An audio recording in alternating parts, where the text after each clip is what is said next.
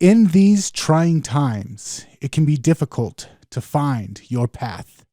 Luckily, Brett and I are here to help you along the way. I'm Nathan Frazier, And I'm Brett Venat. and this is Mindset and Mastery.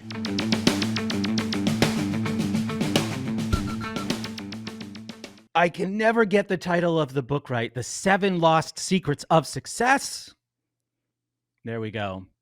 By Joe Vitale, which is covering the work of marketer and copywriter Bruce Barton, who worked for some very high-profile clients all the way back in the middle of the 20th century.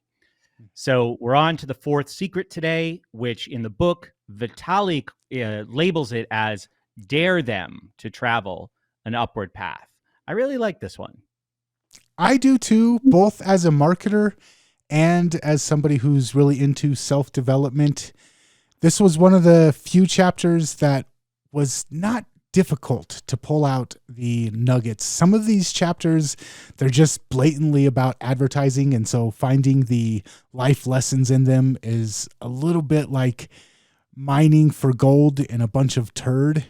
But this one I found very easy to pick out some really good lessons from. Yeah, absolutely. So he says early on in the chapter that there's basically 2 roads in life. And this is, again, Vitale taking from Barton's assessment. One is upward, and the other one is stuck in monotony. And I think there's lots of different versions of monotony, lots of places we can find it professionally, personally, in our friendships, in our relationships, in our general treatment of ourselves. So you could see why motivating people to obviously choose an upward path, as the title of the secret suggests, is the inspirational road. There is a quote at the beginning that I found a little confusing, and I wanted to get your thoughts on. Barton says something like, and I'm just going to paraphrase it, people are what they are, and understanding this, once you understand this, you're on your way to serenity. Do you remember that? So for me, as a marketer and as an activist and somebody who's politically active, this was one of the hardest things for me to grasp. And to me, it's kind of something like Ben Settle has reminded me of this. He says, look, I'm not always happy with the way that people are. And sometimes it's just easier to accept that that's the way they are and work with it rather than fight human nature, flow with human nature.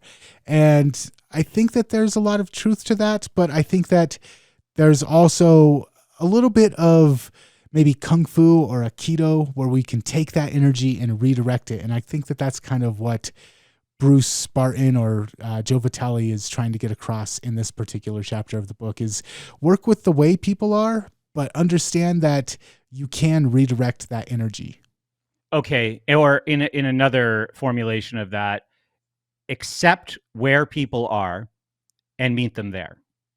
Right. And then work with them from there. And I think that is the talent of a person in sales or a person in marketing or copywriting is understanding where that person is. Kind of goes back to the earlier secret in the book that we talked about that was so transformative for me when I first encountered it. The idea that people are a parade and not a standing group. This is very much an extension of that. Like once you realize that the people you're trying to speak to are a parade going by. What is the parade all about? What is the parade for? Where is it going? And, people are walking by you for a reason. I'm getting very, very metaphorical here, I know. But people are walking by you for a reason. So where are they all trying to go? Or what are they all trying to celebrate or perform? And understanding that, I think, is very, very important. So there is such a thing as an ideal client avatar, but not trying to form everybody into your ideal before you'll talk to them. Also, for me, this was, you mentioned, what are people trying to get to? What are people trying to celebrate? Whatever. The truth of the matter is, a lot of people are just trying to complain. I don't like the fact that I have to stand over the dishwasher or over the sink and wash my dishes. I don't like the fact that I'm not as far in my career as I thought I'd be by now. I don't like the fact that my wife doesn't appreciate me or my husband doesn't appreciate me. So understanding that a lot of people just like to be complainers and don't typically like to take action, don't typically like to look in the mirror and figure out what they can be doing differently. But if you're selling something and it's a solution to a problem, you're going to be encountering a lot of people who are stuck in complaining mindset and not really stuck in let's solve this problem mindset. So as an advertiser, I think that he was really addressing the point. A lot of the people that we're going after, they are complainers. And how do we challenge them to make their life better rather than make a promise that we can make their life better, rather than just join in the complaining with them? How do we challenge them to make their lives better? And I think that was a huge part of what this chapter was about. Inviting them to challenge themselves. Like, hey, maybe your problem is an opportunity, sourpuss. Stop complaining. Stop complaining. Let's see what we can do here together. So I like that. And that is part of, understanding the sales process is, in addition to developing rapport, like genuinely like having a solution in mind and then finding the people who are right for that solution. And I guess if you already have clients that you're working with in some kind of general area, then, you have a relationship with these clients and you're finding solutions that are right for that client. But if you have a solution, you have to go out and build rapport with people and understand their very specific needs to offer that solution in a genuine way, which I think is really important. So yeah, I love this one. It was simple, but simple and right to the point, I thought, as far as like a word that has become very popular today is discomfort, right? Like, what's in the struggle? People like David Goggins, or who's the other guy who gets up at 4:30 in the morning, right? They're basically selling a kind of struggle porn. So this might be a lesser version of that. Maybe it has been intensified through the years as humans find new ways that they can struggle for their own good long term. But that idea of embracing discomfort and finding opportunity in challenge, I think, is at the root of this right here. Yeah, and the way that he does it is pretty clever. He addresses, you might be stuck, you might be feeling like the only thing you can do is complain, but you're not like everybody else. He kind of evokes the elitism. He says, hey, everybody else is stuck and struggling and complaining. A couple of the headlines that he evokes in this chapter, he says, this book may not be intended for you, but thousands found in it what they were seeking. Another one that he quotes is, men who know it all are not invited to read this page. So it's only for the best of the best. It's only for the people that are ready to make a difference. Another thing that he talks about in this is the slogan for the Marines. We're looking for a few good men. Yes, everybody wants defense. Yes, everybody wants to complain about what those crazy Iraqis are doing, or I guess right now it's the Russians, what the crazy Russians are doing. We're looking for a few good they-thems. Can we say that?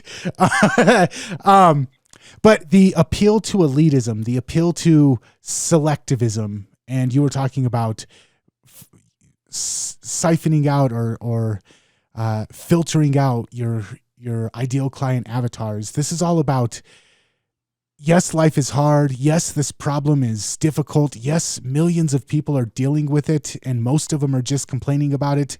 We're looking for the people that are willing to do more than complain. This is not for everybody. This is for the elite. And everybody wants to feel like they're the elite. Everybody wants to feel special. And this challenge, rising to the cause, rising to the challenge, it evokes, it inspires, it creates an energy in the right type of person to get them up and to get them to take action and to get them out of their poor picked on me mentality that so many people struggling with whatever problem that you're trying to solve are facing. Yeah, there's one of the sections that Vitale has in the book is only you should read this, like speaking to that kind of elitism. I think there's he says it a little bit earlier too, that there is a want, right? So it's not like people necessarily are feeling elite, but that um, you know mention of it plays into a want that people have. And he says, like, the mode of operating here is basically prodding people to act in their best interest, Mhm. because many people won't do that even if they want to improve their lives. So tapping into the want is because it's something that we all want, I think, to a certain extent. So really trying to, I don't know, coddle or massage that and move it towards action. You Mhm. know, that is the inspirational quality of what's presented here. Yeah, and in marketing, there's a kind of a trend that we call like challenge marketing. Take the 30-day lose 10 pounds challenge, or take the 2-week get your marketing message in order challenge. And it's a challenge where we say, hey, it's free to sign up. We're going to go through, and each day you're going to do this exercise. And by the end of the 2 weeks, or by the end of the 30 days, you're going to have this result.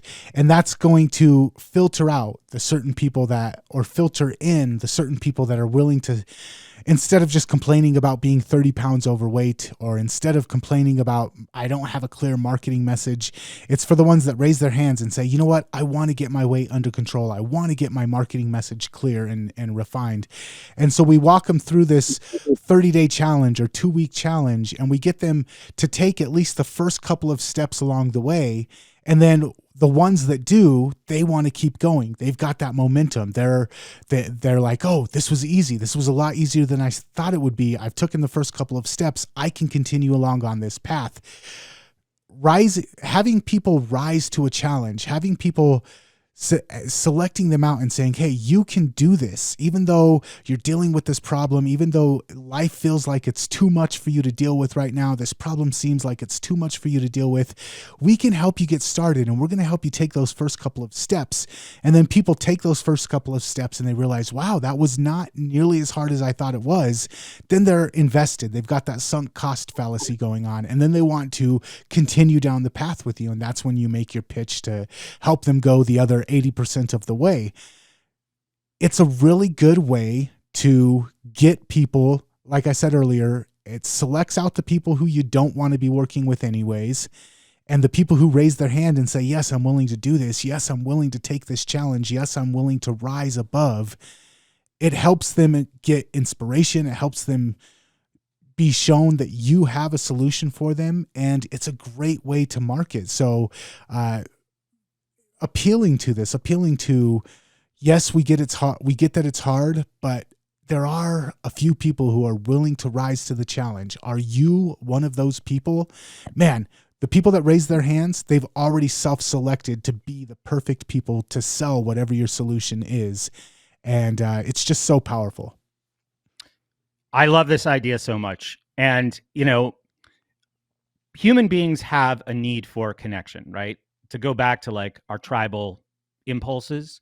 So, one of the easiest things to connect on historically is what's wrong, right? It's easy. That's what tightens the group. That's what tightens the tribe. What is wrong all around us, right? That's how a kind of familial feeling is built into a group of people. What's harder to bond on is let's all do something big together. So I have a private community. I see this happen a lot with a lot of really self-motivated people who are, generally optimistic. We are, trying to get closer together as an online community. So when there is this external stimuli in the world that we can all talk about, conversations tend to gravitate there. I think I'm going to do an experiment in this group where every month we have a challenge Mm. and see what I'd see if that can. I mean, I get the idea that, another human need is obviously support, especially when people might not be getting support in their, their own like actual family or in their friend groups or from coworkers, and they want to find like-minded people somewhere in the world that they can at least externalize all of these things that are forbidden elsewhere. But I think even though it's harder, I love this idea. It's a stronger bond to accomplish something together, right? It really, really, as you said, filters out, right? You want to filter in the right people, but you want to filter out the complaining. You want to filter out the wheel spinning. Mm-hmm. Yeah. Yeah. And my main takeaway from this is just to get into a little bit of my background. I know you'd never think it by looking at me, but I did not come from the most clean-cut, middle-class, white bread background. I came from extreme poverty. I came from prison culture and gang culture, and not the background that most motivational speakers or business owners might come from. One thing that talking with people and talking with clients and talking with other business owners, a lot of people are like, wow, I can't believe you went through all of that as a kid, being homeless, gang culture, having your father in and out of prison your whole life, having a mother that was hooked on prescription drugs and eventually died from prescription drugs. Like, how did you go through all that and still have such a positive attitude and still have such an ability to accomplish things? And it's the rise to the challenge. It's the, I was told that I can't do. I wasn't born rich. I was born oppressed. I was born a victim of the system, a victim of capitalism, and there was no chance for me. That's what I was beat over the head with as a kid growing up.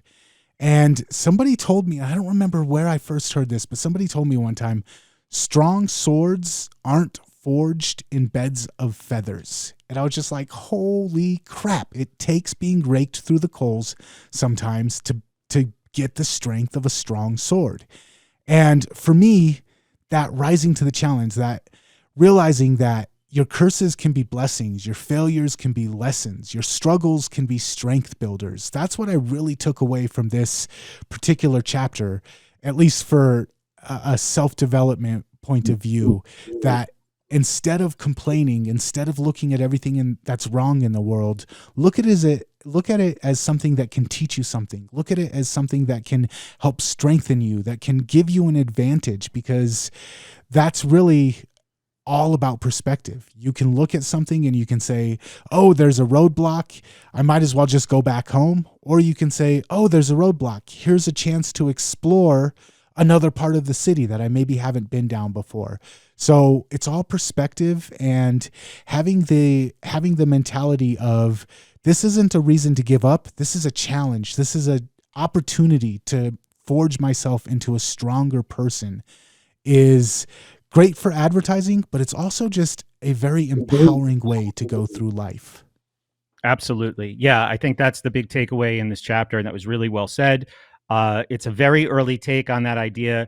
You know, whatever is that thing you're afraid of, or that place where you're hesitating, there's some great success or achievement or sense of satisfaction on the other side of that. I'm sure that idea existed in some form before Barton burst on the scene. But yeah, that's the most important part of this secret, I think. That Awesome. was very efficient. Great. Nice. So if people want to learn more about Mindset Mastery, please go to mindsetandmastery.com. Right in the front of the website there, you will see how to get access to our North Star Avatar training. You just put in your email and it's yours right away. If you're watching us on YouTube, check the links to get us as a podcast, or vice versa. And we will see you again soon. Thanks, Nathan. This was awesome. Thank you.